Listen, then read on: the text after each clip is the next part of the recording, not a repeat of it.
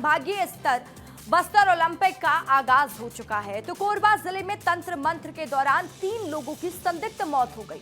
बलरामपुर में शकुंतला पोर्ते की जाति प्रमाण पत्र को लेकर बवाल छिड़ गया है।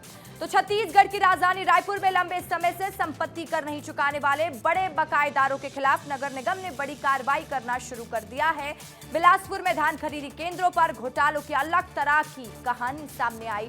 तो वहीं राजनांदगांव में अवैध धान भंडारण पर और परिवहन पर जिला प्रशासन का लगातार एक्शन जारी है। गरियाबंद के देवभोग में प्रधानमंत्री ग्राम सड़क योजना के तहत बनी सड़क 2 साल में जर्जर हो गई है। तो मनेन्द्रगढ़ के रामगढ़ हाई स्कूल में बच्चों से झाड़ू लगवाने, कपड़ा साफ करवाने का मामला सामने आया है। कबीरधाम में स्वास्थ्य सुविधाएं बढ़ाने और युवाओं के लिए चिकित्सा शिक्षा के नए अवसर प्रदान करने की दिशा में अहम कड़ी जुड़ने जा रही है। देखिए छत्तीसगढ़ में क्या हुआ, आपके शहर में क्या हुआ, आपका रिपोर्टर बता रहा है। खेलेगा बस्तर बढ़ेगा बस्तर, इस ध्येय के साथ बस्तर ओलंपिक्स के फाइनल्स की शुरुआत हो चुकी है। बस्तर ओलंपिक के फाइनल्स की शुरुआत के लिए आज सीएम साय उनके कैबिनेट के मंत्रियों के साथ बस्तर के जगदलपुर पहुंचे और जगदलपुर पहुंचकर उन्होंने आधिकारिक तौर पर बस्तर ओलंपिक्स के फाइनल्स की शुरुआत की। बस्तर ओलंपिक्स के फाइनल्स में इस बस्तर संभाग के 7 जिलों से 60 टीमें हिस्सा ले रही है, लेकिन सभी की नज़र उस 8वीं टीम पर है जिसमें पूर्व नक्सली और नक्सल हिंसा से पीड़ित शामिल हैं। इस टीम को नुआबाट कहा जाता है। बस्तर ओलंपिक में 11 खेलों में 3500 से अधिक खिलाड़ी हिस्सा ले रहे हैं। वहीं आत्मसमर्पित नक्सलियों की टीम में कुल 761 खिलाड़ी हैं। इस बस्तर ओलंपिक का समापन 13 दिसंबर को होगा, जिसके बाद समाज तक ये संदेश देने की कोशिश की जाएगी कि बस्तर के खिलाड़ियों को भी अंतर्राष्ट्रीय मंच प्रदान करने के लिए बस्तर में बस्तर ओलंपिक जैसे कार्यक्रम आयोजित किए जा रहे हैं। इस मंच के द्वारा बस्तर तक ये संदेश देने की कोशिश की जाएगी कि बस्तर में नक्सलवाद के खात्मे के बाद यहाँ के खिलाड़ियों को इसी तरह के बस्तर ओलंपिक जैसे बड़े मंच प्रदान किए जाएंगे, जिससे बस्तर की युवा कभी भी नक्सलवाद की तरफ पलटकर ना देखे। छत्तीसगढ़ के बलरामपुर में आज पूरे दिन भर गहमा-गहमी का माहौल रहा। शकुंतला पोर्ते विधायक के जाति प्रमाण पत्र को चल रहे विवाद का आज सुनवाई होने वाला था जिला स्तरीय छानबीन समिति के सामने, लेकिन सुनवाई जारी है और अगली तारीख 29 दिसंबर दे दी गई है। बलरामपुर में शकुंतला पोर्ते की जाति को लेकर चल रही सुनवाई खत्म हो गई है। अब अगली सुनवाई 29 दिसंबर को होगी। शकुंतला के वकील ने समय मांगा है, इसलिए अगली सुनवाई अब 29 को तय की गई है। जिला स्तरीय छानबीन समिति ने भी जाति प्रमाण पत्र बनाने में हुई गलती को प्रारंभिक तौर पर माना है, इसलिए शकुंतला के वकील को 29 दिसंबर को जाति प्रमाण पत्र जिन दस्तावेजों के आधार पर बना है उन्हें लेकर उपस्थित होने के निर्देश दिए गए हैं। मामले में सुनवाई के बाद होने वाले संभावित दंगे की आशंका को देखते हुए बलरामपुर कलेक्टर राजेंद्र कटारा ने कलेक्ट्रेट की 500 मीटर की परिधि में धारा 144 लागू कर दी थी। विधायक के जाति प्रमाण पत्र को फर्जी बताया गया है, जिसकी जांच जारी है। बहरहाल अब देखने वाली बात होगी कि आखिर ये सुनवाई कब तक चलता है और आदिवासी समुदाय जो जाति प्रमाण पत्र पर आरोप लगा रहा है वो आने वाले दिनों में किस तरीके से प्रदर्शन करता है, क्योंकि कई नेताओं ने कहा है कि अगर सुनवाई जल्द नहीं होती है तो वो सड़क पर उतरेंगे और प्रदर्शन करेंगे। वीडियो प्रसाद यादव के साथ दिलीप जायसवाल, विस्तार न्यूज, बलरामपुर। बिलासपुर के धान खरीदी केंद्रों में घोटाले का धान आज भी डंप है। पिछले 2 से 3 सालों से ये धान जो है हाउसिंग बोर्ड की जो कॉलोनियां हैं उनके मकानों में डंप है। बिलासपुर के धान खरीदी केंद्रों पर घोटाले की अलग तरह की कहानी सामने आई है। जिस धान खरीदी केंद्रों में किसानों से धान प्रशासन खरीद रहा है, वहां ही पिछले साल के घोटाले का करोड़ों रुपए का धान डंप पड़ा है। प्रबंधन और कर्मचारियों को प्रोत्साहन राशि का पैसा भी वितरित नहीं किया गया है और यही वजह है कि बिना वेतन कर्मचारी काम कर रहे हैं। सही समय पर उठाव न होने से करोड़ों का धान सड़ने की कगार पर जा पहुंचा है। सबसे ज्यादा खराब हालात बिरकोना धान खरीदी केंद्र की है, जहां हाउसिंग बोर्ड की जर्जर हो चुकी कॉलोनी में धान को इस तरह डंप कराया गया है जैसे यहाँ मिट्टी रखी हो और अनदेखी के चलते धान धीरे धीरे मिट्टी में ही तब्दील हो रही है। टूटे फूटे दरवाजे और खंडहर मकान में लगभग 95 लाख रुपए का धान प्रशासन को उनके सुरक्षा के दावों को मुंह चढ़ाता नजर आ रहा है।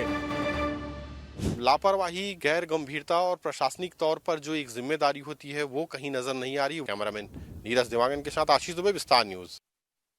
जनकपुर भरतपुर के विकास खंड अंतर्गत आने वाले हाई स्कूल में जहां विद्यार्थी शिक्षा लेने जाते हैं, वहीं पर विद्यार्थियों के द्वारा कचरा उठाने और वहां पर गंदगी साफ करने का मामला सामने आया है।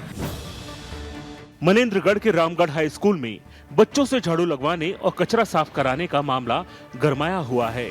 वीडियो में देखा जा सकता है जहां बच्चे साफ सफाई करते दिख रहे हैं। इस वीडियो ने स्कूल प्रबंधन पर बड़ा सवाल खड़ा किया है। हालांकि इस घटना पर जब प्राचार्य से सवाल किया गया तो अपनी बातों से मुंह करते नजर आए। इस मामले को लेकर जब शिक्षा अधिकारी से सवाल किया गया तो उन्होंने कहा कि स्कूल में बच्चों से झाड़ू लगवाने की जानकारी मिली है। उन्होंने कहा कि यह पूरी तरह से गलत है और इसके लिए जिम्मेदार शिक्षकों के खिलाफ कार्रवाई की जाएगी। शिक्षा की जगह पर साफ सफाई का काम वहाँ पर कराया जा रहा है। देखने वाली बात होगी कि आगे शिक्षा विभाग और जिला प्रशासन विद्यालय और विद्यालय के प्राचार्य पर कोई कार्रवाई करता है या फिर ऐसे ही मामले फाइलों में दबके रह जाएंगे। इस वक्त मैं मौजूद हूँ सक्ती जिले के गांव नावा गांव में, जहां 4 करोड़ की लागत से पुलिया का निर्माण किया जा रहा है और मौके पर मैं आपको तस्वीरों के माध्यम से दिखाना चाहूंगा। सक्ती में लोक निर्माण विभाग सेतु संभाग बिलासपुर के अंतर्गत बोरी नदी में पुल का निर्माण किया जा रहा है, लेकिन पुल में काम कर रहे मजदूरों की सुरक्षा पर बिल्कुल भी ध्यान नहीं दिया जा रहा है। मजदूरों को लेकर गंभीर लापरवाही बरती जा रही है। निर्माण स्थल पर न तो सुरक्षा मानकों का पालन हो रहा है और न ही मजदूरों को किसी प्रकार की सुरक्षा किट उपलब्ध कराई गई है।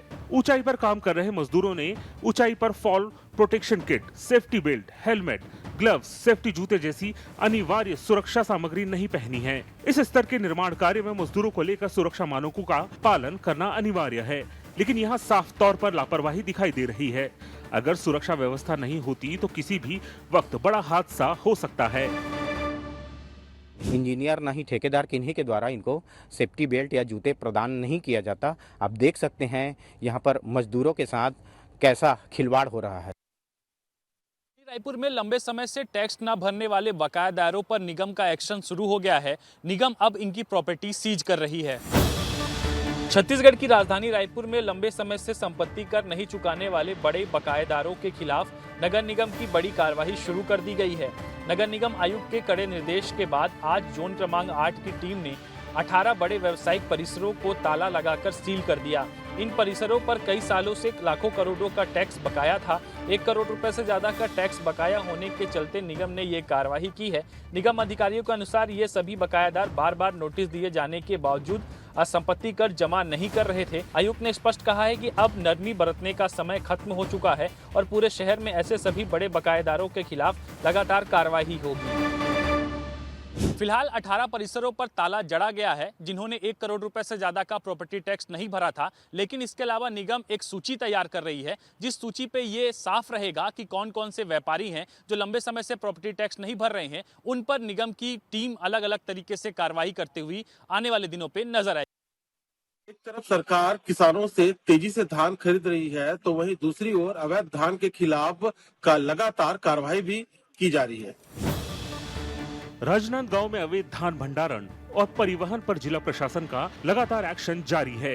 बीते 24 घंटे में 2000 क्विंटल से ज्यादा अवैध धान जब्त किया गया है, जिसे खरीदी केंद्रों में खपाया जाना था। राजनांदगांव में अब तक 7 करोड़ 48 लाख का धान जब्त किया जा चुका है, जिसकी कीमत 7 करोड़ 48 लाख रुपए से ज्यादा है। राजनांदगांव कलेक्टर जितेंद्र यादव की अध्यक्षता में बनी टास्क फोर्स लगातार अवैध धान बिक्री की रोकथाम के लिए कोचियों और बिचौलियों पर कड़ी कार्रवाई कर रही है।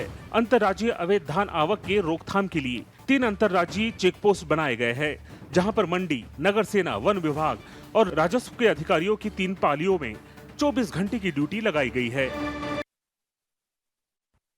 प्रधानमंत्री ग्रामीण सड़क योजना के तहत मार्च 2023 में हमारा कंस्ट्रक्शन द्वारा लगभग 2 करोड़ रुपए लागत से इस सड़क का निर्माण कराया गया। 2 किलोमीटर की इस सड़क में आप जाएंगे, करीब आधा से पौन किलोमीटर का हिस्सा आपको इसी तरह से दबा हुआ दिखेगा। गरियाबंद के देवभोग में प्रधानमंत्री ग्राम सड़क योजना के तहत बनी सड़क 2 साल में जर्जर हो गई। धुरवा पारा से मगर रोडा तक 2 किलोमीटर की सड़क 1.25 करोड़ की लागत से मार्च 2023 में बनकर तैयार हुई थी। घटिया निर्माण की वजह से सड़क पहली ही बारिश में उखड़ने लगी। बारिश के बाद सड़कों में बड़े बड़े गड्ढे बन गए, जगह जगह से सड़क उखड़ रही है। सड़क पर गड्ढे होने से आए दिन हादसे हो रहे हैं, जिसमें कई लोगों की जान भी जा चुकी है। विभाग की माने तो बजनी वाहनों के चलते सड़क की ये हालत हुई है। वहीं ग्रामीणों ने कंपनी के खिलाफ कार्रवाई की मांग की है। 30 से 35 टन की गाड़ी गुजरती है, जिसके कारण ये पूरी तरीके से क्षतिग्रस्त हो गया है। अब देखने वाली बात होगी कि क्या गारंटी अवधि में विभाग इसको बनाती है या किसी प्रकार के ठेकेदार पे कार्रवाई करती है, वो आने वाला ही समय बताएगा। छत्तीसगढ़ सरकार की एक बड़ी सौगात कबीरधाम जिले को मिलने वाली है, जिसमें एक मेडिकल कॉलेज का उद्घाटन अब कवर्धा में होने वाला है। कबीरधाम में स्वास्थ्य सुविधाएं बढ़ाने और युवाओं के लिए चिकित्सा शिक्षा के नए अवसर प्रदान करने की दिशा में अहम कड़ी जुड़ने जा रही है। कल सीएम साय और डिप्टी सीएम विजय शर्मा घोटिया में मेडिकल कॉलेज की आधारशिला रखेंगे। 360 करोड़ की लागत से 40 एकड़ में मेडिकल कॉलेज का निर्माण होगा। डिप्टी सीएम विजय शर्मा के प्रयासों से सरकार ने मेडिकल कॉलेज के निर्माण के लिए घोटिया में 40 एकड़ भूमि का आवंटन किया है। परियोजना के लिए 306 करोड़ रुपयों से अधिक की मंजूरी प्रदान की गई है। मेडिकल कॉलेज की स्थापना के बाद कबीरधाम की स्वास्थ्य सेवाओं में व्यापक सुधार होगा। लोगों को आधुनिक, उन्नत और विश्व स्तरीय स्वास्थ्य सेवाएं स्थानीय स्तर पर ही उपलब्ध होंगी। तो बड़ा ग्राउंड है, यहीं पर मेडिकल कॉलेज का जो कैंपस है वो बनाया जाएगा, जिससे लोगों की स्वास्थ्य सुविधाएं बेहतर होंगी।